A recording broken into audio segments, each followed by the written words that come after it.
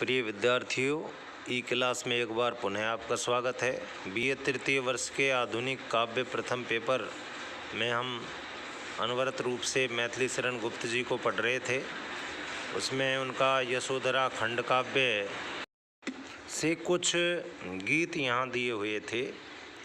तो उन गीतों में बहुत ही सुंदर गीत हैं। रे मन आज परीक्षा तेरी आज हम पढ़ेंगे, और इसी क्रम में हम जो पूर्व गीत है उनका सखी वे मुझसे कहकर जाते, ये हमारा चल रहा था। उसकी अंतिम कड़ी है, गए लौट भी वे आवेंगे, कुछ अपूर्व अनुपम लावेंगे, रोते प्राण उन्हें पावेंगे, पर या गाते गाते सखी वे मुझसे कहकर जाते।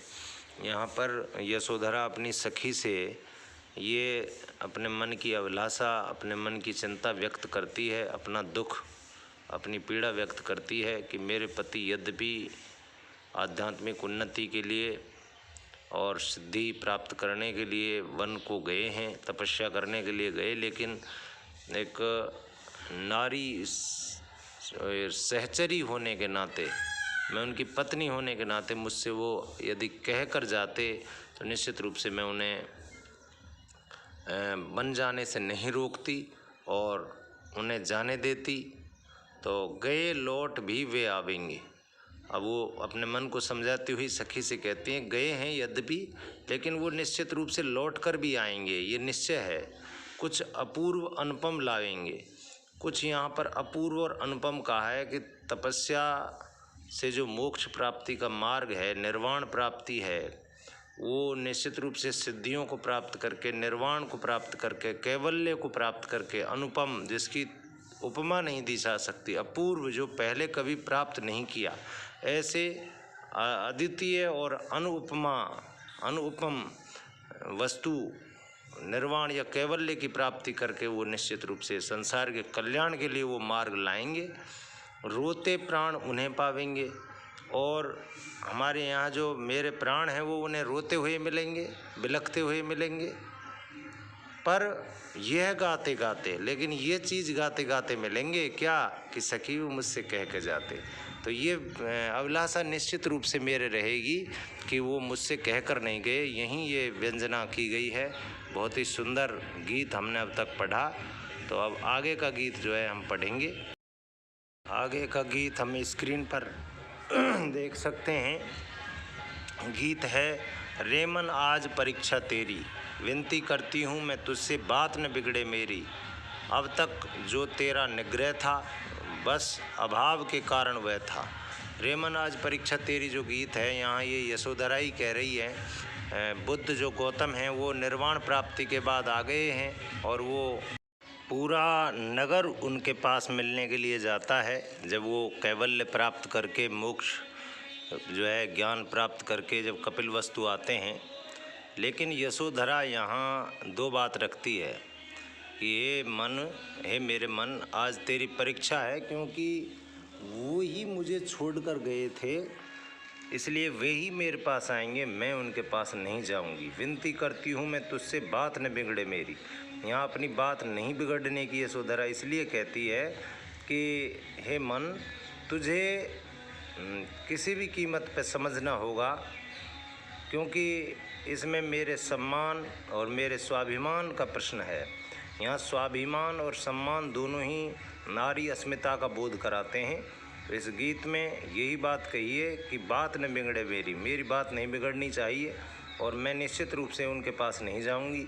अब तक जो तेरा निग्रह था, अब तक जो तेरी रुकावट थी, अवरोध था, वो बस अभाव के कारण वो था।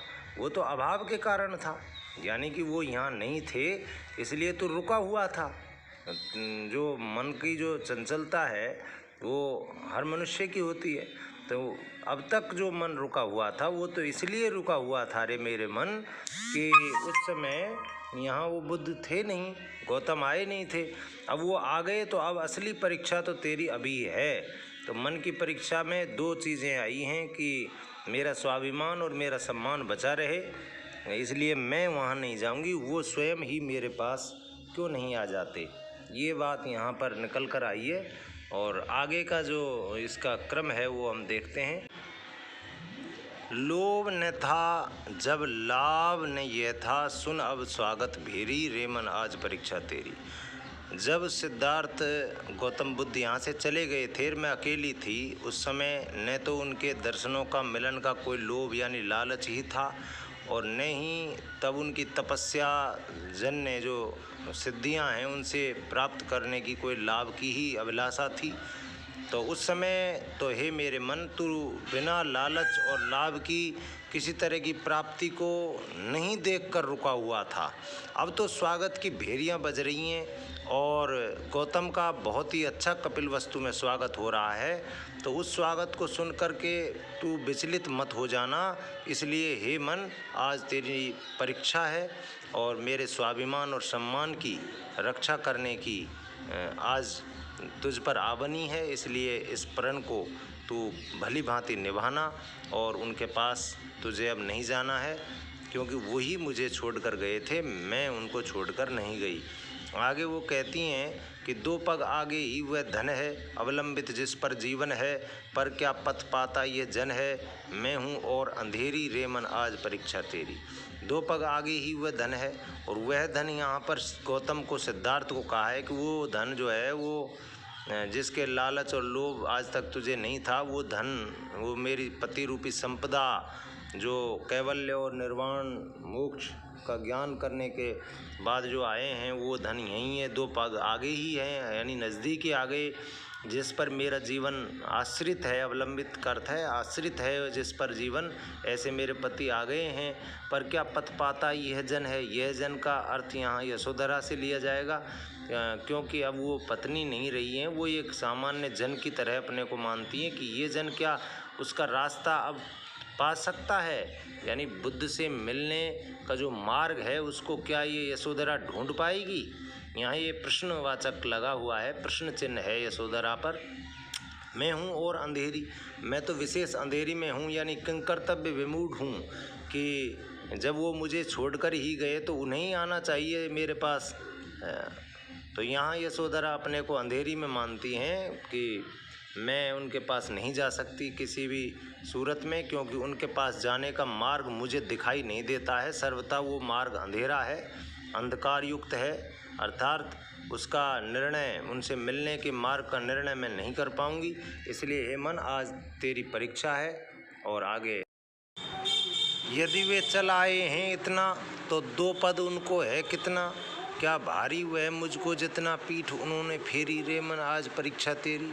यदि वे चल आए हैं इतना, यानी वन से वो इतनी दूर से चलकर कपिलवस्तु नगर में आ ही गए हैं, इतने दूर से चलकर आए हैं, तो दो पद उनको है कितना, तो मेरे पास चलने में तो उनको यहाँ से दो पग ही समझो, यानी बहुत कम दूरी है, तो वो मेरे पास आ सकते हैं, क्योंकि वो मुझसे बिना कहे ही वन को गए हैं।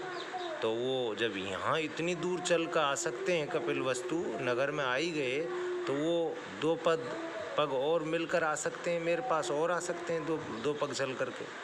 क्या भारी हुए मुझको जितना, लेकिन मुझे तो उनके पास जाना बहुत भारी है, क्योंकि इसमें मेरे स्वाभिमान और मेरा जो सम्मान और एक नारी सुलभ जो अस्मिता है उसका प्रश्न है। क्योंकि कारण देती हैं कि पीठ उन्होंने फेरी, उन्होंने ही मुझसे पीठ को फेरा है, यानी वही मुझसे दूर होकर गए हैं वन के लिए, मुझसे बिना कहे गए हैं। तो इसलिए हे मन, आज तेरी परीक्षा है, तुझे उनके पास आगे से चल कर नहीं जाना है, वो स्वयं ही यहाँ आते हैं, तो एक अलग बात हो जाती है। सब अपना सौभाग्य मनावें, दरस परस निश्रेयस पावें, उद्धारक चाहें तो आवें, यहीं रहे ये चेरी, रे मन आज परीक्षा तेरी। सब अपना सौभाग्य मनावें, नगरवासी सभी उनसे मिलकर अपने भाग्य को धन्य मानते हैं, यानी अपना सौभाग्य मानते हैं। दरस परस, उनके दर्श और स्पर्श, चरण स्पर्श करके निश्रेयस पावें, कल्याण को, निश्रेयस का अर्थ है कल्याण की प्राप्ति करेंगे, निश्चित रूप से ये सही है। उद्धारक चाहें तो आवें, लेकिन मेरे तो ये उद्धारक जो हैं गौतम, ये यदि चाहें तो मेरे पास आएँ, यहीं रहे ये चेरी, और चेरी का अर्थ है ये दासी, उनकी ये दासी यशोधरा यहीं रहेगी, ये किसी भी कीमत पर उनसे मिलने नहीं जाएगी। हे मन, आज तुझे समझना होगा। तो यहाँ पर यशोधरा यो अपनी आवाज़ बुलंद करती है, नारी अस्मिता की आवाज़ बुलंद करती है कि ये दासी जो है यहीं पर रहेगी, ये किसी कीमत में अपने स्वाभिमान और सम्मान को नहीं गिरने देगी। आज की वीडियो में इतना ही, बस बहुत बहुत धन्यवाद।